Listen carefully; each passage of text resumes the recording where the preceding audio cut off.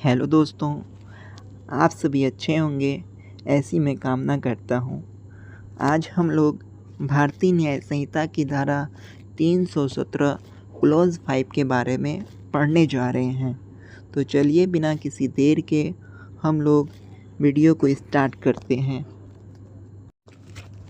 भारतीय न्याय संहिता की धारा 317 क्लॉज 5 कहती है कि जो कोई भी स्वेच्छा से उस संपत्ति को छुपाने या निपटान या ले जाने में सहायता करता है जिसके बारे में वह जानता है या विश्वास करने का कारण रखता है कि वह चोरी की संपत्ति है, तो वह व्यक्ति इस धारा के तहत आरोपी माना जाएगा।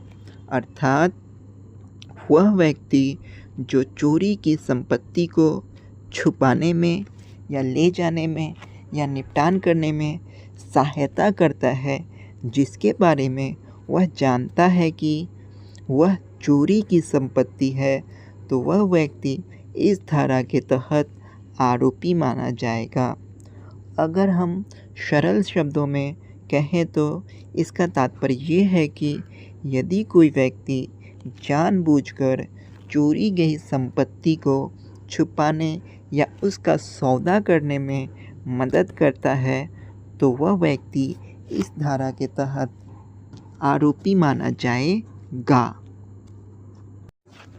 उम्मीद करता हूँ कि आपको परिभाषा बिल्कुल अच्छे तरीके से समझ में आ गई होगी।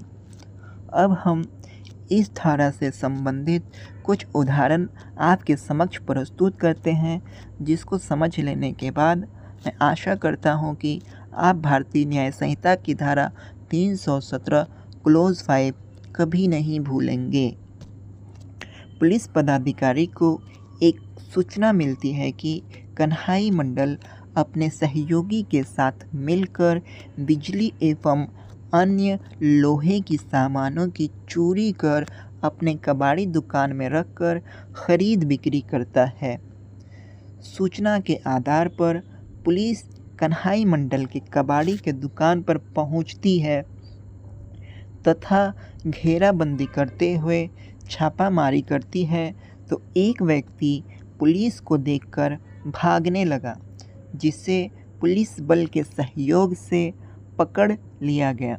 पकड़ाए हुए व्यक्ति से नाम पता पूछने पर वह अपना नाम विनय बताता है तथा वह अपना परिचय कन्हाई मंडल का सहयोगी बताता है।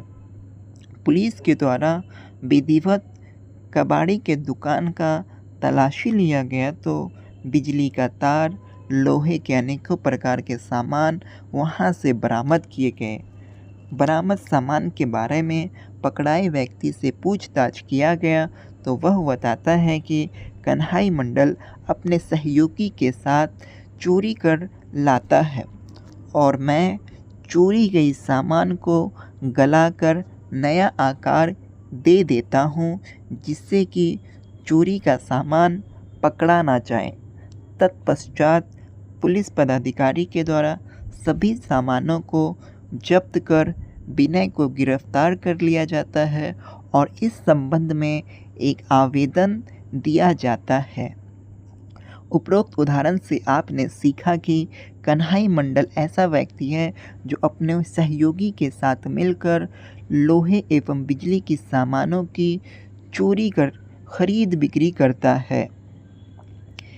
इसमें इम्पोर्टेंट ये बात है कि कन्हाई मंडल का सहयोगी विनय उस चोरी गई सामान के आकार को बदल देता है, जिससे कि चोरी के सामान कहीं पकड़ा ना जाए।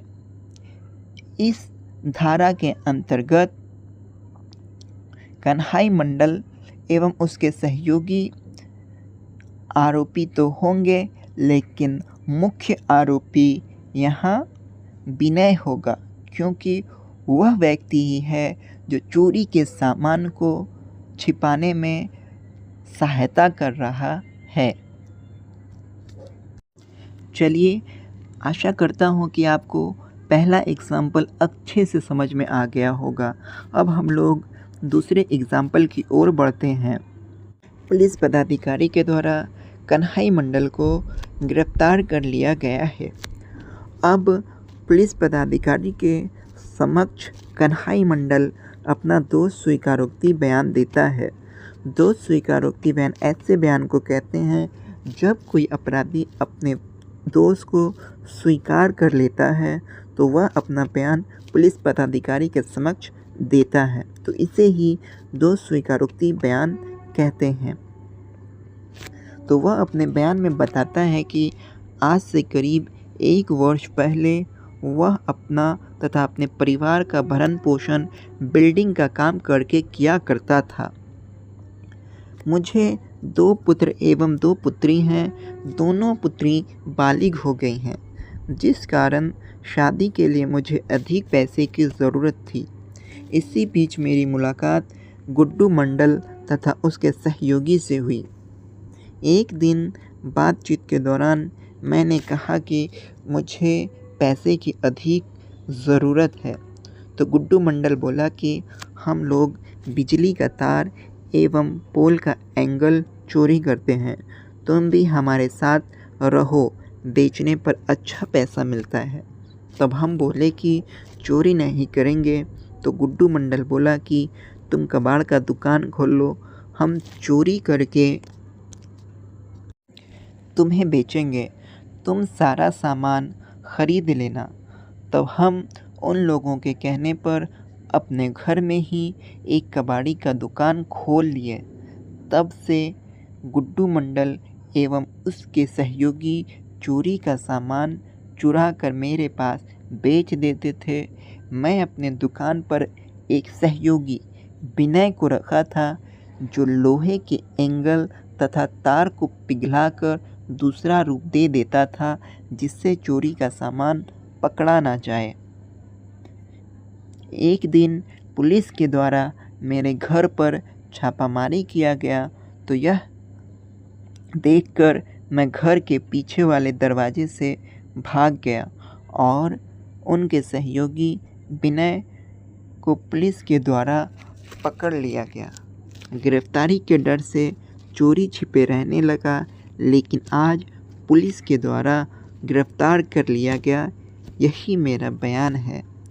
उपरोक्त एग्जाम्पल से हमने देखा कि कन्हई मंडल अपने सहयोगी के साथ चोरी का सामान क्रय विक्रय करता था, जिसमें कन्हई मंडल ने अपने एक सहयोगी विनय को रखा था, जो कि लोहे के एंगल तथा तार को पिघलाकर दूसरा रूप दे देता था, जिससे कि चोरी का सामान पकड़ा ना जाए। तो हमने देखा कि विनय मंडल जो है लोहे के एंगल तथा तार को पिघलाकर दूसरा रूप दे देता था, अर्थात यह भारतीय न्याय संहिता की धारा 317 क्लोज 5 का आरोपी हुआ। चलिए अब एक और एग्जाम्पल को देख लेते हैं और समझने का कोशिश करते हैं। 4 दोस्तों ने मिलकर घर में चोरी की घटना को अंजाम दिया, जिसमें चोरों के हाथ काफ़ी सारा रुपया सोने चांदी का जेवरात हाथ लगा। चारों दोस्तों ने मिलकर रुपया को आपस में बांट लिया और उसके बाद सोने चांदी के जेवरात को एक स्वर्णकार को यह बोलकर बेचता है कि यह चोरी का जेवरात है, मैं कम दामों में बेचना चाहता हूँ, क्या आप लेने को तैयार हो? स्वर्णकार काफ़ी सोच विचार करने के बाद सोने चांदी का जेवरात लेने को तैयार हो गया। कुछ दिनों के बाद पुलिस को सुराग मिलता है और इस कांड में चोरी की घटना को अंजाम देने वाले 2 दोस्त श्याम एवं सुंदर को गिरफ्तार कर लेती है। गिरफ्तार दोनों अभियुक्त से जब पुलिस पूछताछ करती है तो दोनों ने अपने दोष को स्वीकार कर लिया। तब पुलिस के द्वारा उनका स्वीकारोक्ति बयान लिया गया। दोनों ने अपने स्वीकारोक्ति बयान में बताया कि हम 4 दोस्त मिलकर चोरी की घटना को अंजाम दिए थे।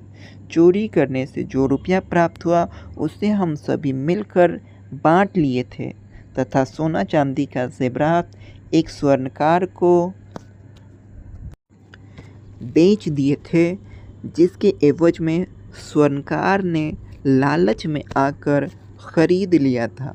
दिए गए स्वीकारोक्ति बयान के आधार पर पुलिस के द्वारा उस स्वर्णकार को गिरफ्तार कर लिया गया तथा स्वर्णकार से सोने चांदी के जेवरात के बारे में पूछने पर वह बताता है कि जब मुझे पता चला कि जिन चोरों ने मुझे सोने चांदी के जेवरात बेचे थे उसे पुलिस ने पकड़ लिया है, तो मैं डर गया और मैं सोने चांदी के सामान को गलाकर नए आभूषण तैयार कर अन्य ग्राहक को बेच दिया।